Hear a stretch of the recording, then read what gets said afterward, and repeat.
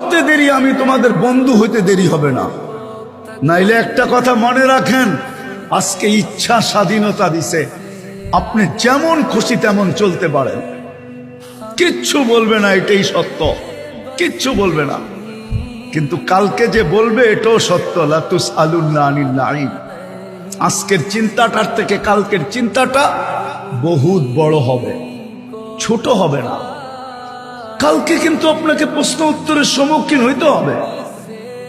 জবাবদেহিতা শব্দটা যদি দুনিয়াতে না থাকতো তাহলে দুনিয়া অনেক অন্যরকম হইতো। যদি দুনিয়ায় জবাবদেহিতা শব্দটা যদি ডিকশনারিতে থাকে, তাহলে আল্লাহর কাছে জবাবদেহিতা শব্দটা থাকবে না। তো থাকবে না কেন? আমাকে বুঝান, যুক্তি দিয়ে বুঝান। দুনিয়ায় যে জবাবদেহিতা একটা শব্দ, এটা যদি ডিকশনারিতে থাকতে পারে, এটা যদি দেশের লয়ে থাকতে পারে, সর্ব জায়গার কানুনে থাকতে পারে, তাহলে আল্লাহর ব্যাপারে থাকবে না। তো থাকবে না কেন? এক ফোঁটা পানির থেকে আপনাকে অস্তিত্ব দিয়ে এতটুকু নিয়ে আসছে, এখন বড় বাপ দেখায় চলেন, ঠিক না? বড় গ্রাফিটি নিয়ে চলেন, কিন্তু চালাইতেছে কে? এই জন্য আসেন আমরা তওবা করি।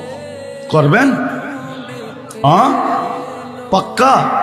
কে কে করবেন দেখি? তাহলে আল্লাহকে বলেন, আল্লাহ অতীত থেকে তওবা করলাম, আমাদের তওবাকে কবুল করেন। সত্য এটাই, নামান এই উম্মত যতক্ষণ পর্যন্ত তওবা করা নবীর আদর্শকে আলিঙ্গন না করবে, অতদিন পর্যন্ত আমরা চিৎকার দিতে পারি, সবকিছু ছড়ায়া দিতে পারি, কিন্তু আল্লাহর ওয়াদা কোনোদিন বাস্তবায়ন হবে না। এই জন্য আমাদেরকে রসুলের আদর্শের দিকে যেতে হবে, আর ওই আদর্শ শিখানোর